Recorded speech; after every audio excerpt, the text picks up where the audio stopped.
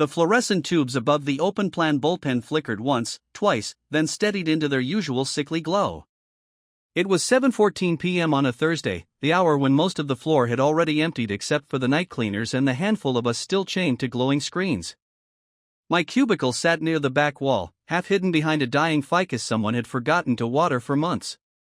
The rest of the team, 6 senior consultants, 1 account director, and the partner who owned the place, had clustered around the conference room glass like moths around a porch light.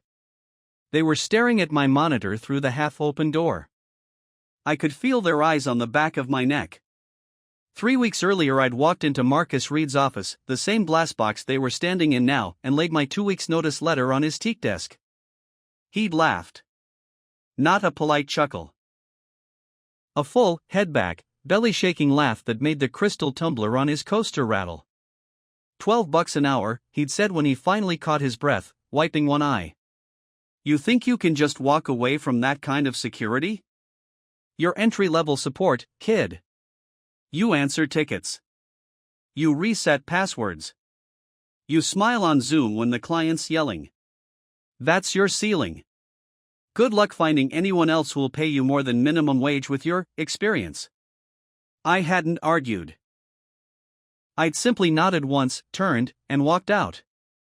He'd called after me, "Don't let the door hit your ass on the way to the unemployment line." And the laughter had followed me down the hall like exhaust. Tonight they weren't laughing. I kept my back to them, fingers moving steadily across the keyboard. The cursor blinked patiently in the terminal window I'd opened in split screen beside the client ticketing system. On the left, the sanitized dashboard they paid me to babysit. On the right, 16 cascading terminal panes, each running a different thread of the thing I'd been building in secret for the last 11 months. Every night after the last day shifter logged off, I stayed. Not because I was dedicated. Because I was furious. They billed my troubleshooting sessions at $300 an hour. Sometimes $350 if the client was Fortune 500 and desperate. I watched the invoices roll through the shared drive. My name buried in fine print under Level 1 Support Resource, while the line above it read Senior Consultant, Marcus Reed, 4.2 hours at $300 per hour equals $1,260. For one 3-hour call where I'd quietly rewritten half their failing API integration while Marcus nodded sagely on camera and took credit for strategic oversight. I never said a word about it. I just started coding at night. Not for them. For me. The thing on my screen now was called Cascade. A lightweight, self-healing orchestration layer that could watch an entire enterprise stack, databases, queues, microservices, third-party APIs, detect anomalies before they became outages, reroute traffic, apply hotfixes, even rewrite SQL on the fly if the schema drifted. It learned. It adapted. It didn't need 6 layers of human approval to decide the database connection pool was choking at 3 a.m. It just fixed it. And tonight, for the first time, Cascade was live. Not on their production environment. Not yet. On a shadow cluster I'd spun up in a forgotten corner of their own AWS account, one they'd provisioned 2 years ago for load testing and then abandoned. I'd found the access keys still active in an old Terraform state file nobody had bothered to rotate. Sloppy. But useful. I typed one last command. Text. Cascade bootstrap target shadow US East 1 dry run false. Enter. The terminal lit up like fireworks. Green logs scrolled so fast the text blurred into streaks. Text. March 12, 2025, 1918 and 42 seconds, bootstrap initiated.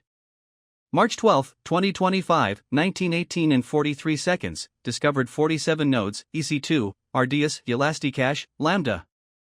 March 12, 2025, 1918 and 44 seconds, anomaly baseline established. March 12, 2025, 1918 and 45 seconds, detected latent failure in billing service queue, backlog greater than 18K messages, consumer stalled 47 minutes. March 12, 2025, 1918 and 46 seconds, auto remediation, scaling consumer group +4 applied. March 12, 2025, 1918 and 47 seconds, Q depth dropping, 17.8 K 14.2 K 9. 1 K.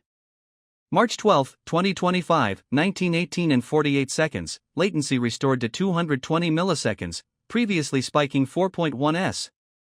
I leaned back. My heart was beating so hard I could feel it in my teeth. Across the floor, the conference room had gone quiet. Marcus stepped out first.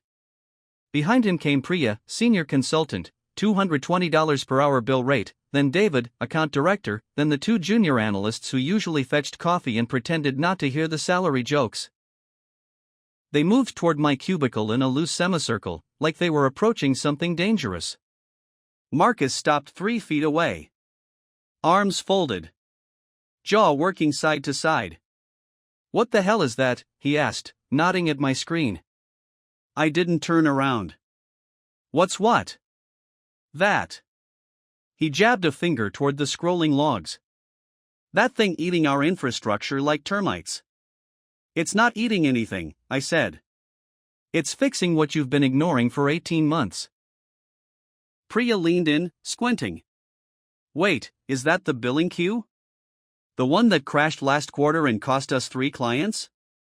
"Same one," I said. "The one you told the client was a transient network blip while I spent 42 hours rebuilding their connector from scratch. Unpaid overtime, by the way. You expensed the dinners. I got nothing." Marcus's laugh was shorter this time. "Nervous. You don't have authorization to deploy anything here. Your support. Level 1. "I have the keys you never revoked," I said. "And I have $12 an hour plus every late night commit log that proves I wrote this on my own time, on hardware you own but never monitor." "Legally gray?" "Maybe. But I'm not billing anyone for it. Yet." David cleared his throat. "What does yet mean?" I finally swiveled my chair to face them. The bullpen lights caught the sweat on Marcus's upper lip. Priya's arms were wrapped tight around her ribs like she was cold. The juniors looked like they wanted to bolt. "It means," I said slowly, "that I finished the MVP tonight. Cascade is stable. It's already saved your ass on one latent outage you didn't even know about. And I have 17 enterprise clients in my personal inbox, real ones, not the ones you poach from LinkedIn, who've seen the demo video I uploaded to a private Vimeo last week. They're asking for pricing." Marcus barked a laugh that didn't reach his eyes. "You think you can compete with us? You think some side project script kiddie tool is going to?" "I already am," I cut in. "One of them signed a 6-figure pilot contract yesterday. Wire hit my account at 3:42 p.m. today. That's more than I've made here in the last 4 years combined." Silence landed like a dropped safe. Priya whispered, "You're quitting?" "I quit 3 weeks ago," I reminded her. You laughed. "Remember?" Marcus took one step closer. His voice dropped low, the tone he used when he wanted to sound reasonable while threatening someone's career. "You can't take client data. You can't take IP. Everything you built on company time, company machines." "Wrong." I opened a new tab, pulled up my personal GitHub, private repo, 2-factor, clean history. First commit, March 17, 2024, 11:47 p.m. My home machine. Personal AWS free tier account. I only moved the runtime here tonight to prove a point. The code? Mine. The architecture? Mine. The name? Mine. You want to sue? Go ahead. I've already lawyered up. Contingency basis. She thinks we have a very strong case for misclassification, wage theft, and retaliation. I paused, letting that sink in. "Or," I continued, "you could make me an offer. Fair market. Not $12 an hour. Not even a salary bump. Equity. Title. Control of the product line. Because right now, I'm about to walk out that door with something that could either save your company millions in downtime next quarter, or bury it when your biggest clients realize they can get the same reliability for half the price from a 28-year-old who's been fixing your messes for pennies. Marcus stared at me. Really stared. The way people look at something they thought was furniture and suddenly realize it's a loaded gun. Priya spoke first. Voice small. How long have you been? 11 months, 3 weeks, 4 days, I said. Every night you left at 6 and told me to keep the lights on. Every weekend you billed triple while I slept on the couch so I could debug at 4 a.m. Every time you patted me on the back and said good hustle while you pocketed 90% of what my work earned. I stood up slowly. Pushed my chair in. Grabbed the battered backpack I'd kept under the desk for months. The one that now held my laptop, 3 external drives, and the letter I'd never sent because I no longer needed to threaten. Marcus swallowed. What do you want? I looked at each of them in turn. I want what I earned, I said. Not scraps. Not pity. The real number. And I want you to feel, for 5 goddamn seconds, what it's like to watch someone else walk away with everything you thought belonged to you. I slung the backpack over one shoulder. The terminal behind me kept scrolling. Green. Steady. Alive. Cascade had just closed another incident loop. 4 minutes to full recovery. No human ticket opened. No consultant billed. Just code doing what people refused to pay me enough to do. I walked past them. Past the dying ficus. Past the empty chairs. Past the glass conference room still glowing with their own shocked reflections. No one tried to stop me.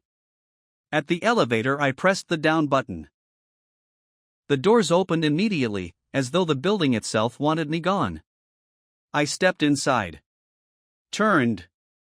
Marcus was still standing in the middle of the bullpen, hands at his sides, mouth half open like he'd forgotten how sentences worked. I held his gaze until the doors slid shut. The car dropped. Floor 14. Floor 9. Floor 3. Lobby. When the doors parted, I stepped out into cool night air that smelled faintly of rain and diesel. My phone buzzed once, new email. Subject. Pilot agreement, countersigned. I smiled for the first time in years. Not a big smile.